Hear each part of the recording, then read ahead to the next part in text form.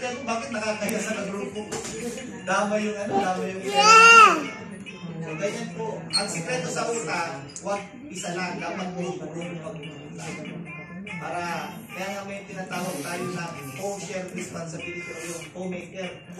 Pag hindi ka nagbayad yung co-maker mo, ang nagiging co-maker doon yung kasama na sa grupo. So may sistema po yan. Alors, anak niyo ba yung isang babae niyo? Anak, bless ka na. Sabi ko nga, kamukha eh. Kamukha niya ano, dahil walang ilang balik namin.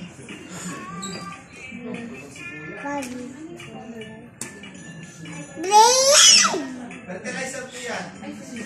O, pag ano po, pag hindi na tumalab yung magnesium, fertilizer na ipahid nyo. Hindi, maganda po ito sa alaman. Huwag ka magdiring.